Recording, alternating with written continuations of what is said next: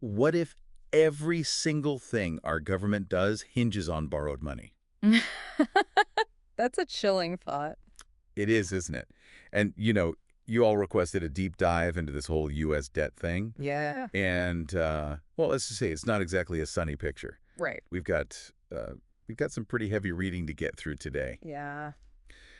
Projections from the Congressional Budget Office, hmm um, a speech from Representative David Schweikert, Yeah. and some seriously in-depth economic analysis. It's a lot to unpack. It is a lot to unpack, so Yeah. buckle up. Buckle up. This is the stuff that keeps you up at night. It's the cold, hard data from the CBO. Right. Then you've got Schweikert right on the House floor laying out this passionate argument. And then you zoom out, Yeah. and you get this bigger economic picture. Powerful stuff. Powerful stuff. So let's just dive right in. What's the CBO saying about the national debt this year? What are we looking at? So they're projecting it'll hit $37.2 trillion by the end of this fiscal year. $37.2 trillion. Okay, whoa, hold on. Back in 2016, Yeah. the publicly held debt was hovering around $28 trillion. Right? So we're potentially talking about doubling that figure Well, yeah. in just 9 years. 9 years. That's a pretty steep climb. It's terrifying, really. And investors are already getting spooked. Really? I mean, Yeah. how are they reacting to this? What are they seeing? Well, there's this thing Schweikert calls interest fragility. Interest fragility. Basically, it means that when you're carrying this much debt, even tiny interest rate hikes Yeah, can have a massive impact on the total cost. like a ripple effect. More like a tidal wave. Higher rates make it harder to pay off what you already owe, which just leads to more borrowing. Vicious cycle. Okay, so it's like we're on this runaway train, Hmm. right? And the brakes are failing. But is it just about overspending? That's part of it, for sure. Mhm. But there are these other factors that are, mathematically speaking, Yeah. guaranteed to push the debt even higher. Like what are we talking about here? The big ones are interest on the existing debt Yeah, okay. and the aging population. That's really hitting programs like Medicare and Social Security hard. Okay, but break that down for me a little bit. What do you mean by aging population? What's the connection to the debt? Imagine a shrinking workforce trying to support a growing number of retirees who are relying on these programs. Okay. That imbalance puts a ton of pressure on the system, and that pressure means higher costs, Okay. which, surprise, surprise, get added to the national debt. So it's a snowball effect. Mm-hmm. But okay, so how does this affect me personally? Like I'm working, paying into these programs. What does it mean for me? Well, Schweikert paints a pretty bleak picture. He says if we stay on this course, just the interest payments alone could hit $2 trillion annually by 2035. 2 trillion Yeah. annually. That's insane. Yeah. And that's money that could be funding education, infrastructure, maybe even tax cuts. So basically, a bigger and bigger chunk of my taxes Yeah. is just going towards interest on this massive debt. Yeah. And that leaves less for everything else. Okay, so that's pretty scary. But surely there are some simple solutions, right? Like, Yeah. what if we just cut foreign aid? Or eliminated some federal salaries? Wouldn't that make a dent? That's what everyone wants to believe, but it's not that easy. Okay. Schweikert actually dismantles those easy fixes pretty convincingly. Oh, really? How so? Well, he points out that if we wiped out the entire Department of Education's salary budget, it would only cover about 9 hours worth of the national debt. 9 hours. You're kidding. Uh-huh. Nope. And cutting off all foreign aid, which some people are really pushing for, would only cover about a week's worth of borrowing. So these easy fixes are just... Band-aids on a gaping wound. Yeah, exactly. They might make us feel better, Yeah. but they're not addressing the real problem. Exactly. And that's what makes this so challenging. We need to stop looking for these quick fixes Yeah. and start having some serious conversations about systemic change. Okay, I'm ready to have that conversation. So, what kind of fundamental changes is Schweikert proposing? Where do we go from here? Well, he's saying we have to be willing to consider some pretty big reforms, Okay. especially when it comes to entitlement programs like Social Security and Medicare. Those are some of the biggest programs in the budget. I mean, Huge. I'm not surprised politicians don't want to touch them. Right, They're incredibly popular. right. But Schweikert's point is we can't afford to keep kicking the can down the road. So what is he actually suggesting? What does he want to do with these programs? He doesn't get into a lot of specifics in this speech, Okay. but he makes it very clear how urgent this is. Mm-hmm. He points out Social Security is heading for a shortfall, Oh, wow. which means if we don't make changes, Future benefits could be slashed by as much as 20%. 20%. That's a huge hit. It is, especially for seniors who rely on those benefits. Absolutely. But cutting benefits is not going to be a popular Well, solution. no, not at all. But what's the alternative? Yeah. What other options are out there? Well, some folks are talking about raising the retirement age, Yeah. Maybe means testing benefits so wealthier people get less. I see. And then there's the whole issue of healthcare costs, which are driving a lot of the Medicare spending. Right. We have to find ways to control that. So it's a whole bunch of tough choices. Yeah, Which is why this is such a political hot potato. absolutely. But Schweikert's argument is that doing nothing is actually the most dangerous option. Okay. It might feel safe in the short term, Right. but he paints a pretty grim picture of what happens if we don't fix this. He even goes so far as to say that failing to act is immoral, Wow. a betrayal of future generations. That's a pretty strong statement. It is. But he does have a point. Yeah. We can't just keep dumping this massive debt onto our kids and grandkids. We can't. We have to find some solution. Right, and that's why these conversations are so important. Yeah. We need to be exploring different options and finding some common ground. Okay, so we've talked about reforming entitlements, but what else is on the table? What other solutions does Schweikert see as crucial for dealing with this debt crisis? One of his big focuses is on boosting productivity growth. Okay. He argues that we need a stronger, more dynamic economy to generate the wealth we need to even start tackling this debt. Makes sense. And one of the key strategies he advocates for is immigration reform. Immigration reform. What does he mean by that? He's specifically calling for a shift to a talent-based immigration system. Oh, interesting. Okay. So explain that. Why is immigration so crucial for him?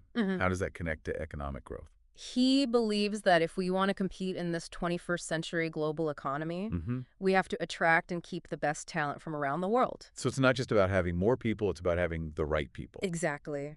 He says that in the past, countries fought over things like oil Right. and rare earth minerals.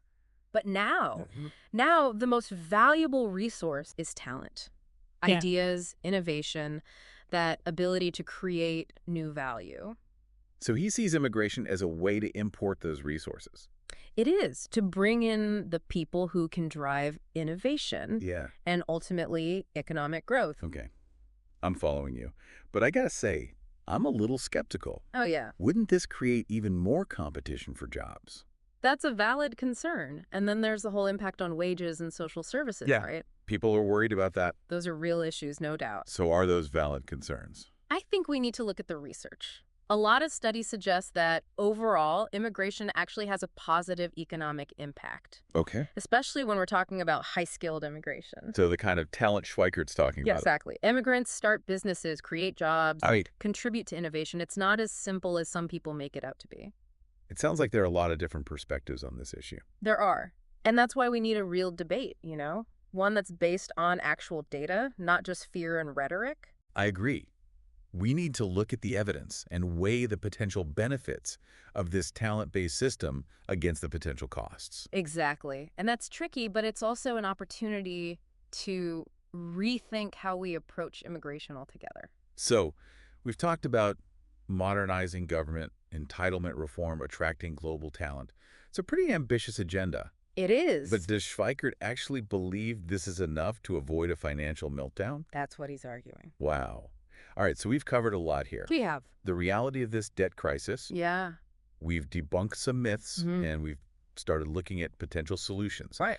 But it's clear that there's no easy fix. No quick fix. This is a complex problem Yes. that requires some serious leadership, Interesting. some tough choices, Yeah. and a willingness to embrace change. If we want a future, we have to change. So where do we go from here? What are the concrete actions we can take to tackle this challenge? Well, that's a whole other deep dive.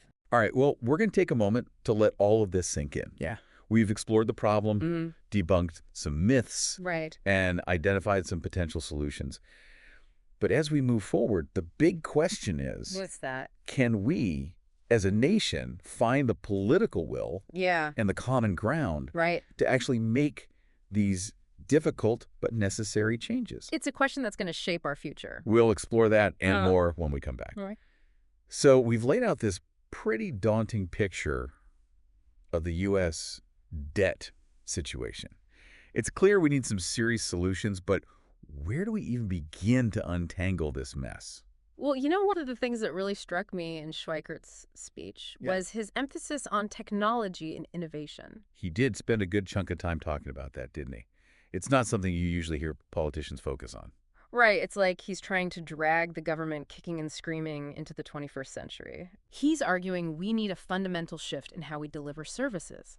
Embrace technology, streamline things, reduce costs.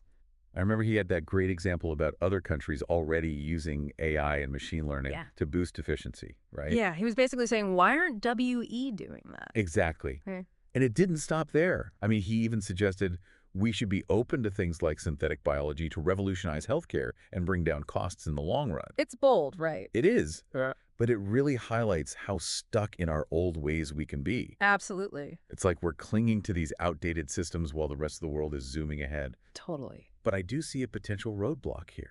Government bureaucracy, notoriously slow, resistant to change. How do we overcome that? Right, that's the million-dollar question.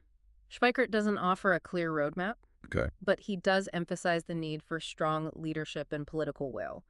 He seems to think it's possible, Yeah. but it'll take a real commitment to modernization and a willingness to challenge the status quo. So it's a call to action, not just for politicians, but for all of us to demand a more efficient and tech-savvy government. I think that's right. Okay, so we've got modernization on the table. But even with the most cutting-edge tech, those massive entitlement programs like Social Security and Medicare are still going to be huge financial burdens, right? Let's be honest. There's no way around it. We have to talk about reforming these programs. It's a tough conversation. It is. But like Schweikert says, Yeah. we can't afford to ignore it any longer. I think that statement he made about failing to act on entitlement reform being immoral, Yeah. betrayal of future generations. That's some serious language. It is, but it really shows how urgent he feels this is. Yeah. These programs are headed for a cliff. Right. And if we don't act, the consequences will be severe. So we agree we need to reform entitlements, Yeah. but how? What are the options? There's no magic bullet. But Right. some ideas being tossed around include raising the retirement age, adjusting benefits based on income, and finding ways to get healthcare costs under control. Okay, hold on. Are you suggesting we actually see UT benefits for seniors who've been paying into these programs for their entire lives? That seems... I know, it seems harsh, right? Yeah, And it'll be met with a ton of resistance. absolutely. But I think the key here is to remember the goal, Which is... to make sure these programs are around for future generations. Okay. Doing nothing, just letting them collapse, is not an option. So it's about finding that balance Yeah. between protecting people who need these programs now and ensuring they exist for the future. That's the tightrope we have to walk. Okay, I get that, Yeah? but this still feels incredibly politically charged. Are there any less controversial ways to deal with this debt? Schweikert keeps coming back to boosting productivity growth. Right, that makes sense. He's arguing for a stronger, more dynamic economy. That's how we generate the wealth we need to even begin to climb out of this hole. And that brings us back to immigration reform, right? It does. His argument for that talent-based immigration system, he really seems convinced that's a key piece of the puzzle. But wouldn't that just shift the burden? Instead of supporting retirees, we'd be supporting new immigrants, right? That's a great question. But I think Schweikert's point isn't just about adding more people. Okay. It's about attracting the right people, those with the skills and the drive to create new businesses, innovate, fuel economic growth. So it's about investing in human capital, not just handing out social services. Right. I'm still wary of the downsides, increased competition for jobs and all that. I hear you. But I can see how bringing in top talent could lead to a more vibrant economy for everyone. Exactly. It's about recognizing that talent is a global resource. The U.S. needs to be more competitive in attracting and retaining the best and brightest minds if we want to stay ahead. So we've got modernization, entitlement reform, and talent-based immigration. Pretty ambitious. Does Schweikert really think these three things can solve the debt crisis? I think he's saying these are the essential steps if we want to avoid a complete meltdown. Okay, it's a bold plan, but even if we agreed on these goals, how do we implement them? What are the actual policy changes that need to happen? That's a whole other conversation. It is, Yeah. but it's one we need to have. Absolutely. All right, let's take a breath and digest all of this. We've explored the problem, Huh. debunked some myths, Mm-hmm. identified some potential solutions. But the big question as we move forward is, Yeah. can we as a nation find the political will Right. and the common ground Absolutely. to actually make these difficult but necessary changes? That's the question, isn't it? We'll dig into that and more when we come back. Okay, so let's say, just for argument's sake, we actually managed to pull off all these reforms, modernizing government, fixing entitlements, attracting all this global talent. Is that enough to solve the debt crisis? That's the million-dollar question, right? Yeah. And the tough answer is, there's no guarantee. Even with all those changes, the math is still really, really tough. So even if we wave a magic wand and make all these massive changes, we're still not out of the woods. It's going to be a long road. It's a little disheartening. It's the reality, unfortunately. But Schweikert does offer a glimmer of hope. Oh, yeah. What's that? He talks about the power of compounding, Yeah. how even small improvements in economic growth can have a big impact over time. I remember that analogy he used Yeah. about planting an acorn. Oh, yeah. Seems insignificant at first, Right. but eventually grows into this mighty oak. Exactly. So he's saying that if we invest wisely now Yeah. in things like education, infrastructure, technology, Mm-hmm. that sets the stage for a stronger future, Right. and that future prosperity can help us gradually chip away at this debt. It's a long game, a marathon, not a sprint. Okay, I get that this is a multi-generational challenge, but are there any specific policy changes that could make a real difference in the short term? Well, one area where Schweikert sees immediate potential is tax reform. Tax reform, everyone always talks about tax reform. Right, no, right? What makes his approach any different? He's not just talking about fiddling with rates or closing a few loopholes. He wants a complete overhaul of the system. Wow. Okay, so what does that look like? He wants to shift the burden away from income and towards consumption. So instead of taxing what we earn, we'd be taxed on what we spend. How would that even work? There are a few different models, Yeah. but the basic idea is you tax goods and services at the point of sale. So like a national sales tax Yeah.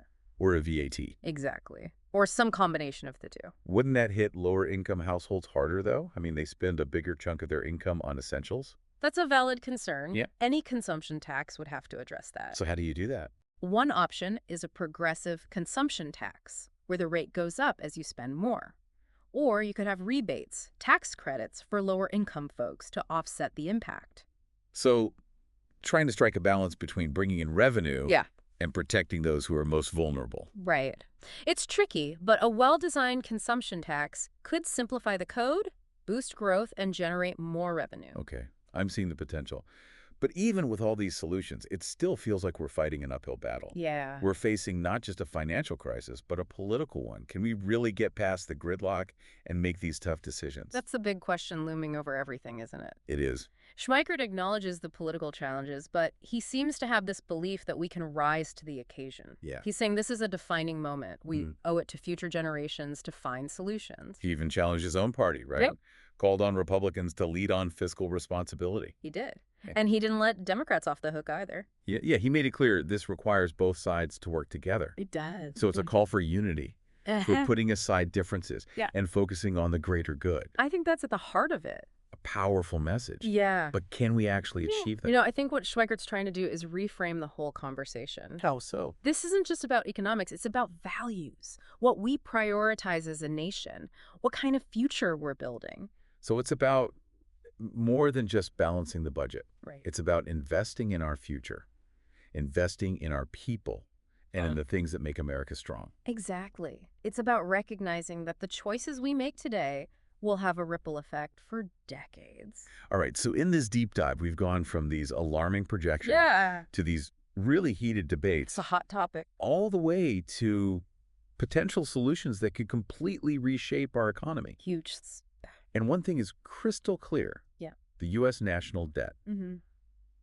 It's complex. Absolutely. It's multifaceted, and it demands our attention. You can't ignore it. We can't wish it away. It's here. And it affects us all. It does. Every single one of us. So as we wrap things up here, Yeah.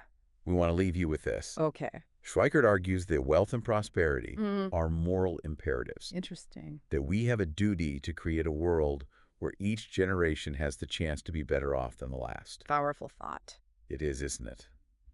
So, do you agree? And if you do, what role are you willing to play?